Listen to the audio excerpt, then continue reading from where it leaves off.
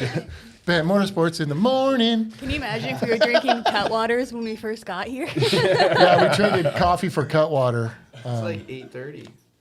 I don't know if it's that. It's We 9. got 9:20. 9:20. Got water for sure, though. Blake and Kevin, welcome to the podcast. What's up?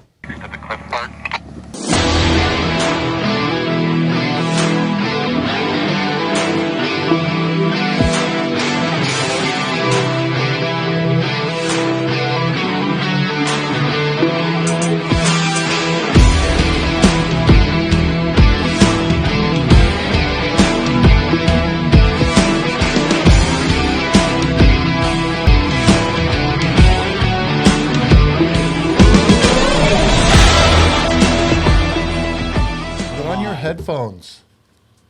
David, Put 'em. This place sucks. David got us all headphones. And you All right, just so refuse to today's not use them. podcast is a morning podcast. So we're trading Cutwater for coffee or an unmentioned beverage that doesn't need to be. What's in yours? Orange juice? You should not drink orange juice out of those. Water. A word. Yeah. It's way You got different than water. coffee. She's got coffee. Oh, I should probably put the bent sticker out. Nobody wants to see my puppy. I No. put that on there for you. Everybody though. wants to see your puppy. That's a That's Raising gross, Cane's Hannah. puppy. It's a raising. Why There does was another everything one. You have put to That's be? gross. That's No, gross. it wasn't. Yes, there was. I put All right, so things good on morning, there. everybody.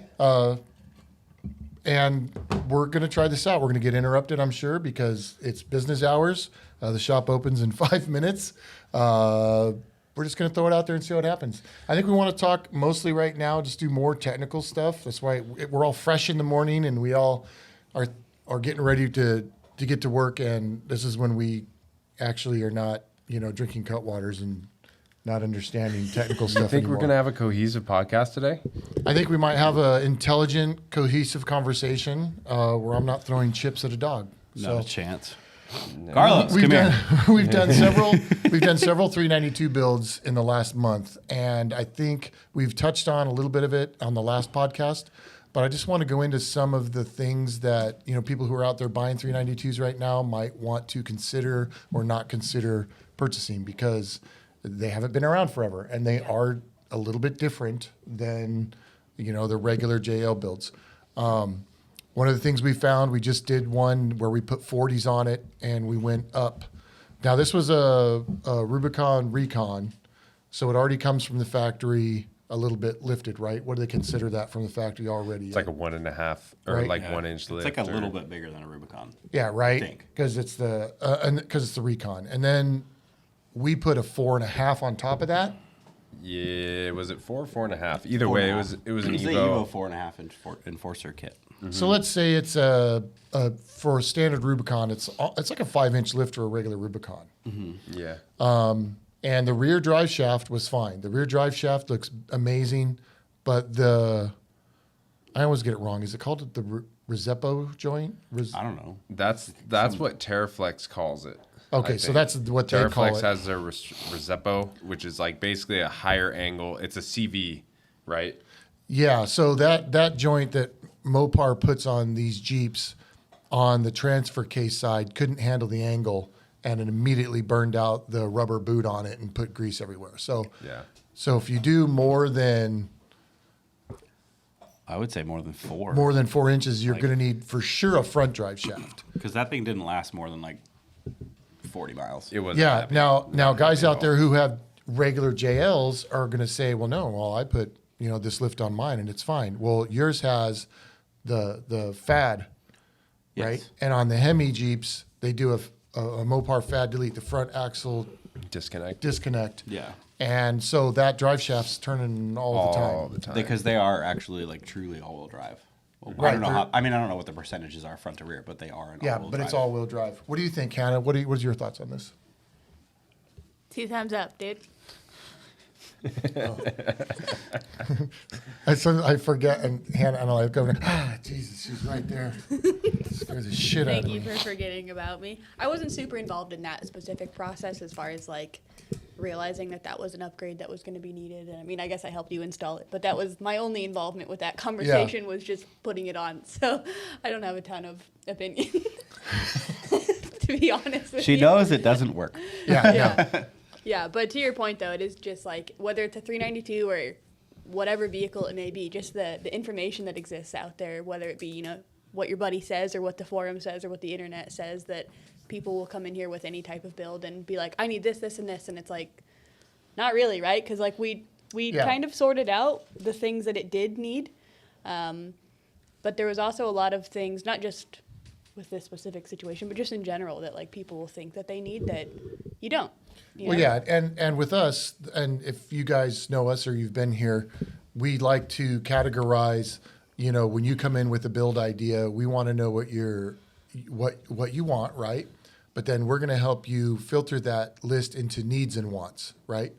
If you want this stuff, that's fine because we're super down with cool factor, right? You know, you want something that's cool. 40s, count me in. Yeah, we're super in on it. So, Our tire guy's not happy about it, but we are. but Sorry, then, Matt. yeah, sorry, Matt. But then we'll also tell you, you know, okay, well, this can be a need or a want, you know. So this is something that you don't necessarily need, but if you want it, let's get it, right? But then we're going to say, well, on your list, you didn't have this, this, and this. Those are things you're going to need. So we like to work with our customers to make sure that they're going to go out wheeling and not be disappointed because, you know, we didn't. You know, they come in with a list and we build it. That's fine. Yeah. But then they go out and off road and something breaks and they're going to come back and say, well, why didn't you tell us you needed this? We needed this. Well, I don't know. It wasn't on your list. No, we're going to tell you you need this. So, and we're not trying to upsell you. No, you we know? don't. We don't want to sell you something. Oh, Curtis, Do Yeah. I? Oh, should you Bobo, come on, Bobo. hold the phone up to the microphone? What does he We want? don't do transmissions here. No. Sorry, Bob. Bob's I don't- calling You're us right probably now. going to listen to this. I'm not answering right now. Bob, text us. Hilarious, actually. Yeah. There's a lot of people that come in too where they're just like, no, I just want this thing to look cool. I'm never gonna off road it. And it's like perfect, man. Like Yeah. not saying that we don't do certain things because of that, but it's like, you know, we could tend to tailor a lift around something that's not going to be wheeled super hard. You can tailor, Yeah. you know, you don't have to get bead locks because we're not doing any Totally. off-roading. You know, Yeah. it's like, hey, we're going to get you a streetable tire instead of like more of a knobby tire that you're going to benefit more in the rocks with, you know, or like a stickier tire. And then there's the other people that are like, I'm going to beat the living daylights out of this thing. Give me everything that's like going to handle it. Yeah. you What's know? funny too is those guys who want to mall crawl them and we'll build them for them. What is it, like a year, and they come back and they're like, yeah, I went off roading. I'm gonna, Yeah. I'm gonna, this. Can we change this? Yeah. they get the Slippery they slope. get the bug and they get in. Yeah. Let's see, what's some other 392 The- stuff we ran into? The only other thing that I could think of, because like you said, it's totally a case by case thing, whether it's a 392 or anything else. It depends on, you know, the customer, the wants, the budget, right? For this specific one that we're talking about, I think the only other thing that we found that we were like, we think you should have this, was more adequate skid plates. I mean, Oh yeah, because this So guy the- wants to wheel this thing. And yeah, it's- and he's already wheeling. And he it. is. Yeah. I mean, they've been a big bear, Yeah. I think, like twice. Johnson and Valley. Johnson Valley. Yeah, so They're he's using wheeling. it. Yeah, he's wheeling the Like, shit out which of it. is rad. Yeah, which Yeah. is so rad. And but he's only got the stock skid plates, and I'm telling you right now, the only skid plate under a 392 Hemi is protecting the transfer case and the fuel tank. That's The it. transmission and the engine are totally exposed. Yeah, and those things have like a big old expensive muffler hanging off the back of them. Like Artec makes a whole skid just for the exhaust. Oh yeah, the system. muffler, because they have that cutout button in the cab where you can Somebody make was it noisy or saying quiet. That muffler alone, if you were to damage it and need to get it replaced, is like several $1,000s. It doesn't surprise me. It's got like know. Yeah. baffles and stuff. Yeah, Yeah, it's like very, very high tech. Yeah. you know? Definitely need skid plates. Oh, and we definitely recommend the steering upgrades, right? What did we put on that? that has RPM steering on it. RPM, yeah. So, and then let's talk about we're talking about RPM and high steer. So we put a high steer on that one, and it's fine. But you got to have a certain amount of lift before you go high steer. Yeah. If you do a high steer on anything, under 3 inches of lift or 3.5 inches of lift, you're going to interfere with the frame, right? Yes. The Yeah. biggest issue with that, we've gotten away with it with like a Synergy drag link is a lot smaller in diameter. And so when you go to the RPM stuff, it's like, what, 2 inches or Yeah, it's like a 2 inch. 2-inch thick aluminum bar.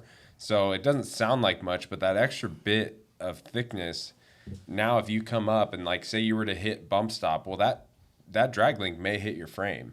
And so for one, you need to have the vehicle bump properly and you need the proper travel shock so that you don't run into that issue. I think that's the biggest thing is like you Yeah. can have a high steer, but you have to bump it out at a certain point where you're not going to hit it. Yeah, you're going to lose some up travel depending on. And how we've you been bump seeing it. a lot with stuff that's been together for a while too. Is that springs have been not super adequate and That's sagging true. out, and Just because when you lifted your Jeep, it was a 3.5-inch lift. A year or two later of hard wheeling Doesn't mean it is doesn't anymore. mean that it's 3.5 inches and Right. anymore. Right. Which we're seeing a lot lately. Yeah, the springs are settling a lot more than I think is acceptable.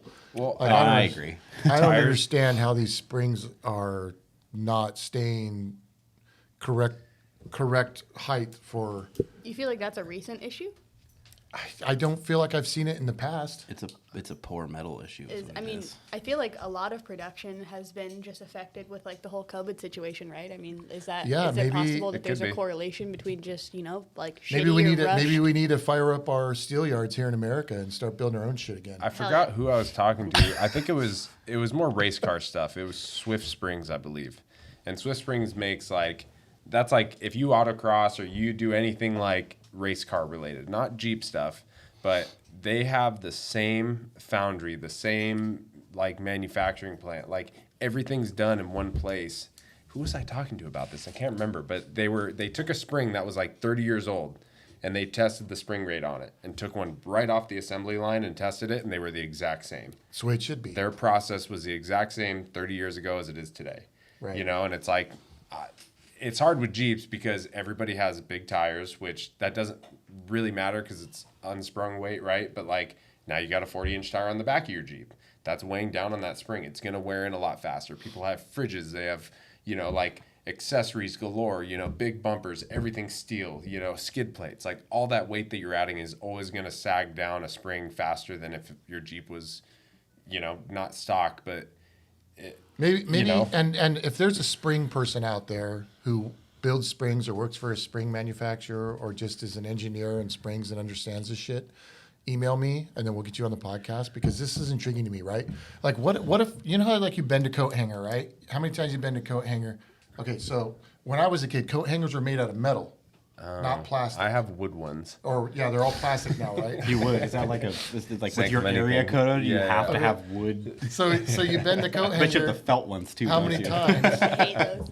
And then the coat hanger breaks, right? This Yeah. metal fatigue, right? So on my Ford pickup out there that I've had forever, and it's got a spring front end.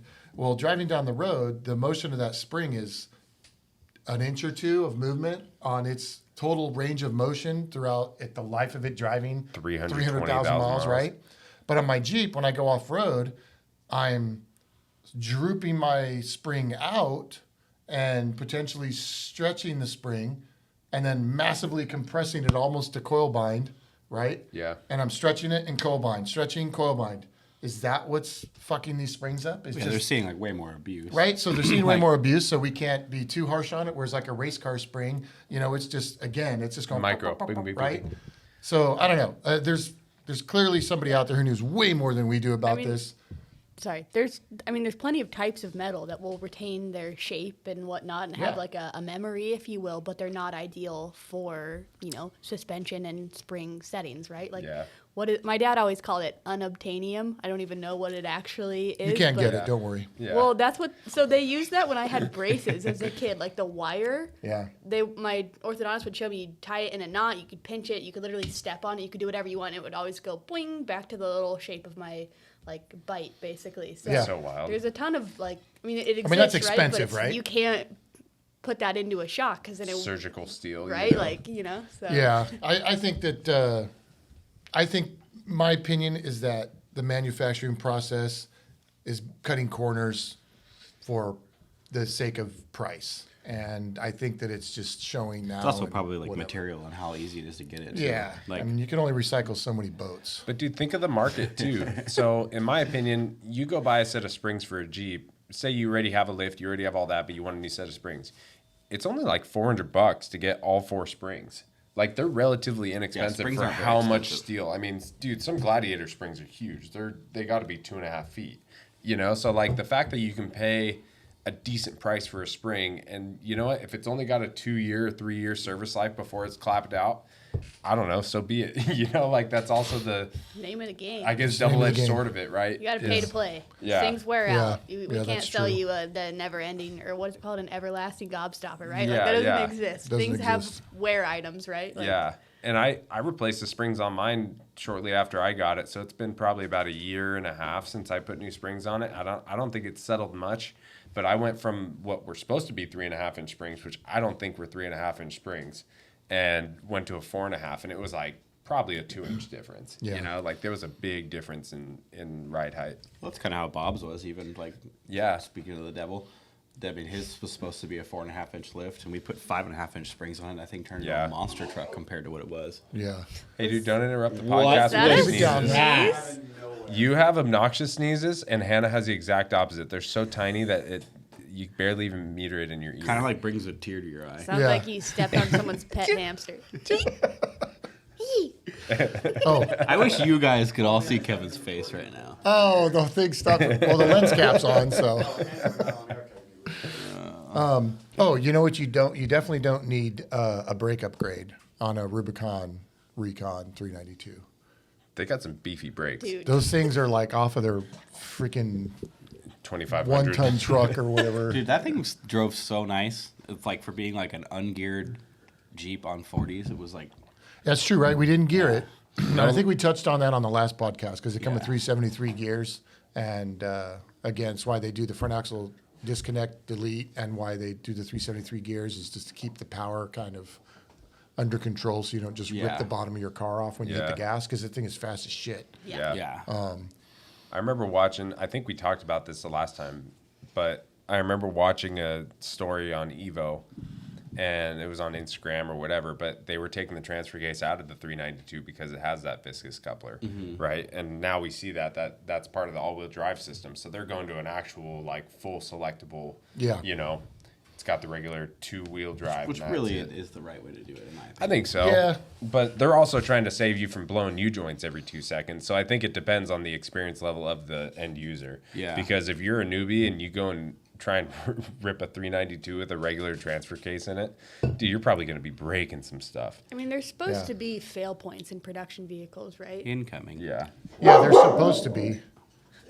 Hello. Oh, it's. Hey, Perry. Hi, Barry. I didn't know. That's okay. You on the radio? Yeah. When did you become? Never mind. Sorry. You can come in. Come in, sit down for a minute, Perry. We knew we were going to get interrupted. That's why we're doing it. It's an experiment. It's an experiment. That's Perry, one of our good customers. So yeah. One other thing before we wrap up and start actually helping our customers today. We are going to do. We haven't done a PSC upgrade on a Hemi yet, but we're No. going to. I don't think we've done one on a JL in general. We always do the, what are those? What are they called? Carlos really doesn't like Amazon delivery people, and If that you guy got just found if out. you got a bag in your hand, he is not happy. Well, I think what it is if you just walk in, it's fine. But if you try to run away, then he goes, "Oh, you want to run away? I'm going to bite your ass." So just don't run away. If you come to my shop and Carlos barks at you, just don't run away. Just look at him, and then he'll go, "Oh, okay, I got it." See, he's happy. It's He's so funny happy. because he's like the most like harmless, derpy, like will lie on his back. What the? God damn it! I'm just going to do it from down here. I'm over this. See, it doesn't even take cut water. No, it doesn't. No, we've done Eat those. this chair. We've done those Apex steerings before on the JLs, and those are cool because they tweak the factory pump to give you a little bit more line pressure, and that's how you get your extra little steering boost. But I think the full benefit would be going to the PSC, which we haven't done yet. So I'm pretty excited. And so, to what do you dive think into that.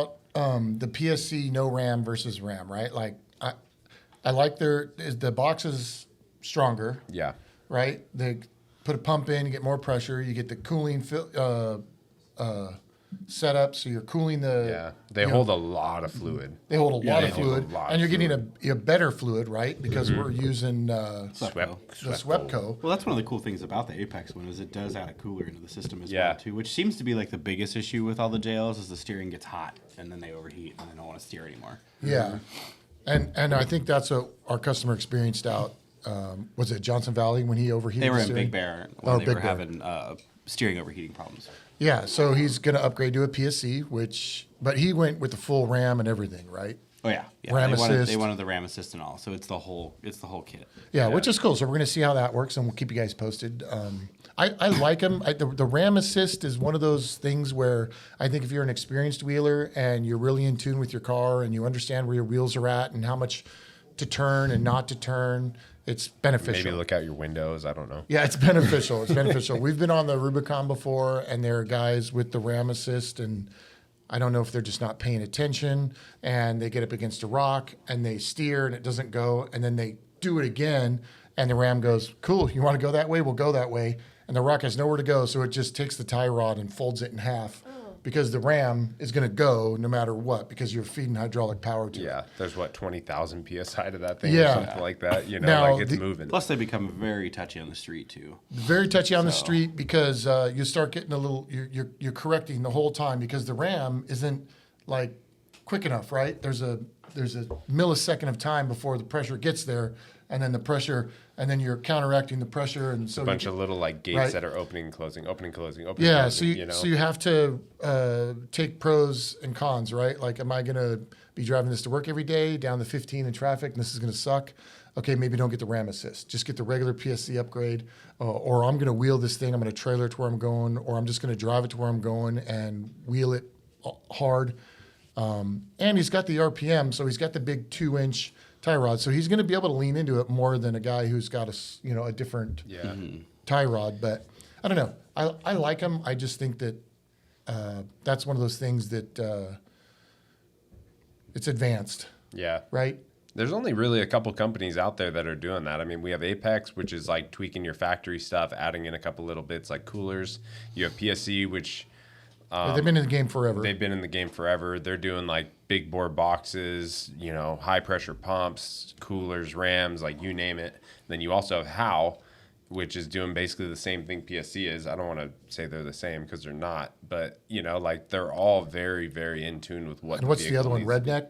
Redneck Yeah, Ram, Redneck yeah, Rams. they're another one you send your steering box off to, and they'll port it for the Ram Assist. But I remember talking to Hal because I bought a Hal box for my JK, which I need to send him. And I remember talking to him, and I was like, I don't think I want a Ram, like I'm not going much bigger than 37s. I think I'll be fine. And he goes, well, what's stopping you from doing that? I go, I've driven them before, and I don't like how they drive on the street. He goes, I don't think that's the way that they should be. He goes, I should be able to make a setup for you that is comfortable on the street, and you shouldn't even notice that it's there. But when you get into the rocks and the technical stuff, it's there, and it's helping you. Does that So- exist though? Because I feel like there's That's what Hal's trying But to that's do, what right? that's what Hal's trying to tell me is that that he- realistic though? I think so. I think there's like the way that somebody explained to me is in the small turns of the wheel, it's not giving as much fluid to that ram, so it's not moving it as much. But when you start doing full crank and you're really trying to move it in the rocks, it almost has like a progressive feel to it. Where like, hey, in this little section, it's very docile, very mellow. Yeah. But when you start turning, that's when it's really feeding some pressure to that ram and like getting you to get through the rocks and do all the stuff that you need to do. So I think that's where he's at with it, is like, there's a way to make it work, Well, there's got to be, right? I mean, it makes sense. Think about a shock, right? These guys are making triple bypass shocks that when you're driving slow, it's doing something, but when you're driving fast, it's doing something totally different.